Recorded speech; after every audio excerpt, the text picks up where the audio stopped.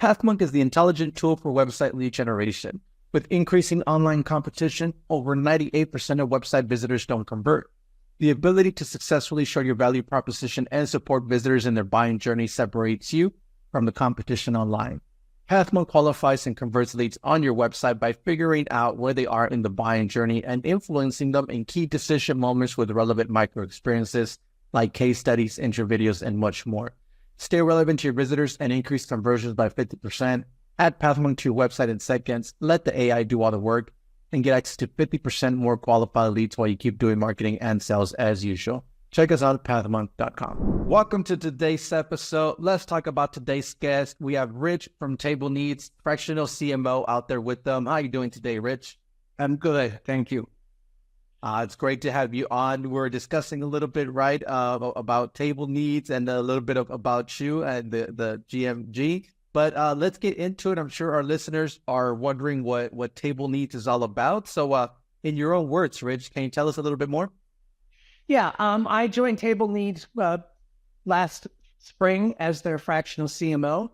I have a fractional CMO business called Guth Marketing Group, and I focus on early stage startups at seed funding, getting ready to get their Series A, or right after they get their Series A, where I help them build their marketing machine. I mentor and coach CEOs on marketing best practices and multi-channel marketing so that they can figure out exactly what kind of VP of marketing they need. And then I help them hire and bring that person on full-time to replace me.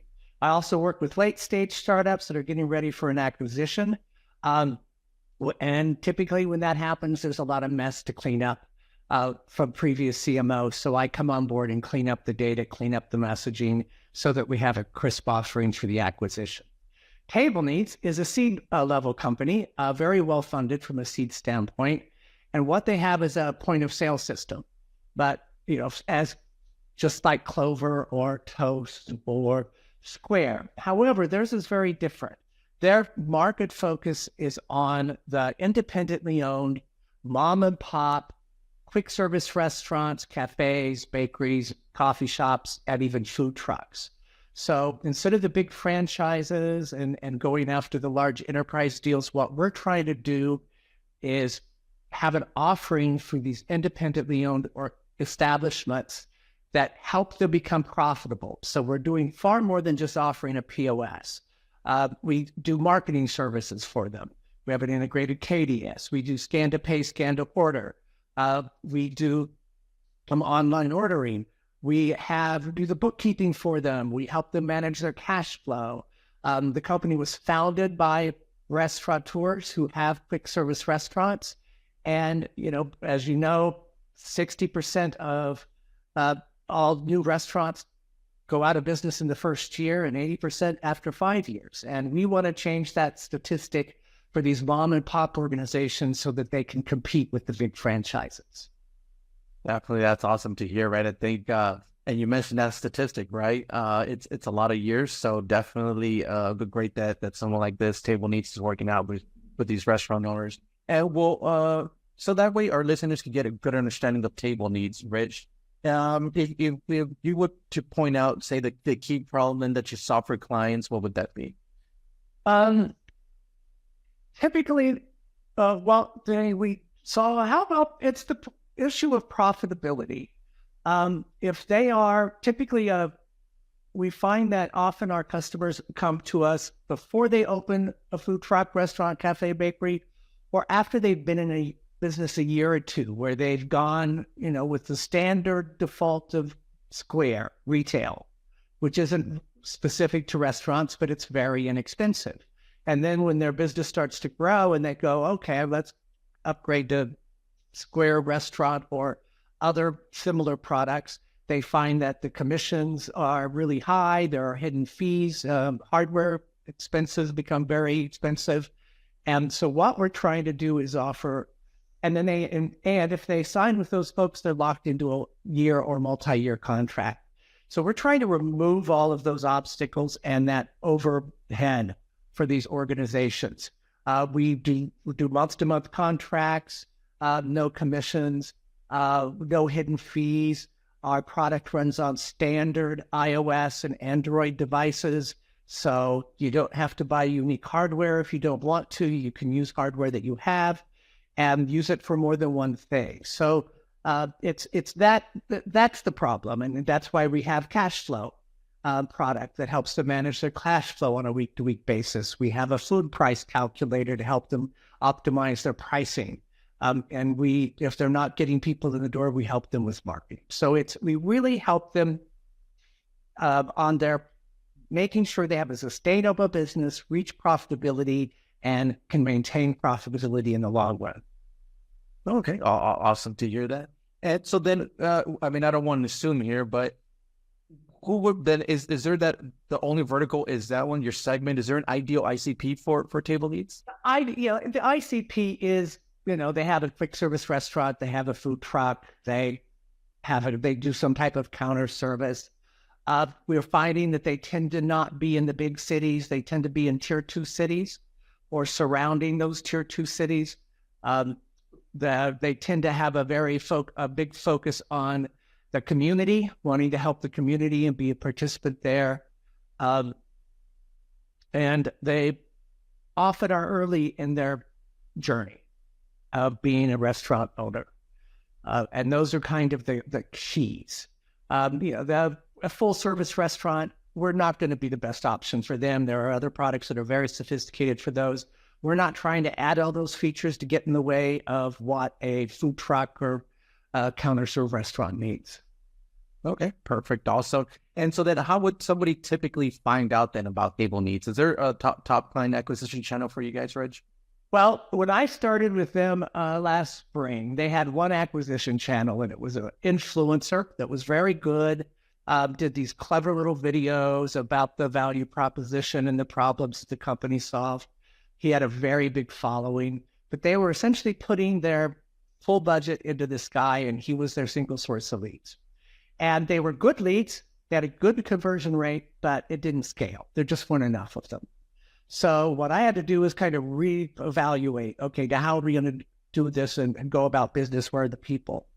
And so what we've done is implemented a very typical multi-channel marketing funnel where we've added in additional influencers, such as the Food Truck Associations, Washington Food Truck Association, some restaurant associations, regional restaurant associations. We have partnered with some online media that the audience already trusts, such as Quick Service Reb, FastCasual.com, Food Truck Operator. And we've started doing quite a bit of PC. But having said all of that, our number one acquisition is organic. It's organic traffic. And it was not. When I first joined, there was very little organic traffic that was converting. But our number one source for converting leads into deals is organic. But I'm a firm believer that's a result of everything we do. I think that even though the deals may not be coming from PPC, I'm pretty sure that if I turned off PPC, the organic would go down. So I'm a big believer in the multi-channel and optimizing everything. And then again, optimizing everything for the channel that's number one, which is in this case, organic, which means a lot of SEO, a lot of web work. Definitely. And so that way our listeners who are tuning in can visit you guys. You could always check them out at tableneeds.com. Rich, what role then does the website play for client acquisition? Well, I think it's number one in this day and age, especially for SaaS company. We've all seen this statistic that 65% of the buyer's journey happens online before they've ever engaged with a salesperson. So it's really about two things: getting all the content up there for the customer or potential customer to get educated about your product, understand the differences. But before that can even happen, you got to get people there. So there's a lot of SEO work you've got to get so that you start ranking in the appropriate places so people see you and end up on your website. So we've been doing an incredible amount of SEO work.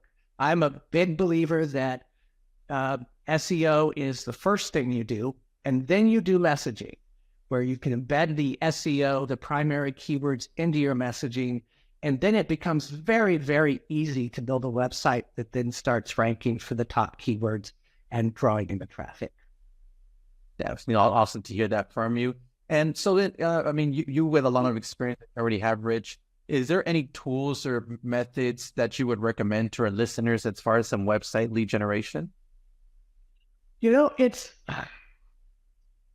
content is key, and it's just making sure that first off, if they search on a keyword, make sure that when they land on the page that's ranking for that keyword, that the story is relevant on that page.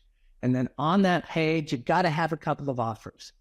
We're putting, asking for emails up front at the very top. Even if they don't do it, at least it gets them thinking about providing us some information. And then we embed 1 or 2 additional CTAs as you go through. We've got we're working a lot on content. I think I'd like to get a lot more videos on the side that show how the product works, some how-to stuff. We haven't been able to do that yet. It's on the list, but videos could really help educate and get people thinking about using the product before they do.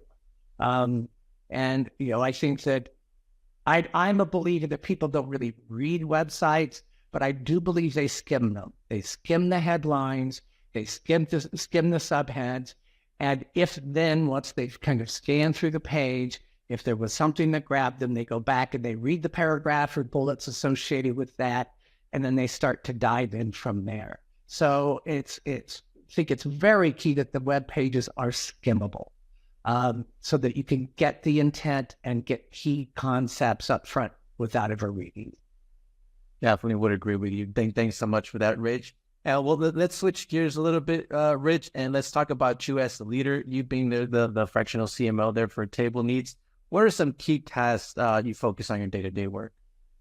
Well, I just finished mapping out a new homepage for us. So I do individual contributor work, but it's typically in regards to content, SEO, and website layout. I don't write, and then I kind of do a wireframe. I dump in the concepts that need to be in there, and then I hand it off to a writer. In this role, I'm largely providing guidance and mentoring. Table Needs has a really, really bright, capable director of marketing, but he's new to the role. And it's first-time CEO for a tech company. So a good portion of my days are brainstorming things around with them, help guiding them to make the right decisions, to talking about best practices when they're not sure what to do, kind of talking about, okay, let's talk about the pros and cons, let's talk about the options, and then what makes sense for you. One example is I showed them how to evaluate what the process should be to evaluate physical events. How do you go about understanding whether an event you should attend? Because there are dozens and dozens of events in this space, but not all of them are going to have our audience. And so there's a process you need to go through. So mentoring them on that. I spent a good amount of time building out the forecasting plan, doing a reverse funnel. If we generate, if the goal is this much revenue, what's the conversion rates that we're seeing? And then how many leads do we need to generate in order to generate that amount of business? And it's what we call cohort. We don't just say this many leads come in this month and then become NQLs, SQLs, and deals. It doesn't happen the same month. For us, it's spread between 3 to 6 months. I've worked for cybersecurity companies where it's 12 to 18 months.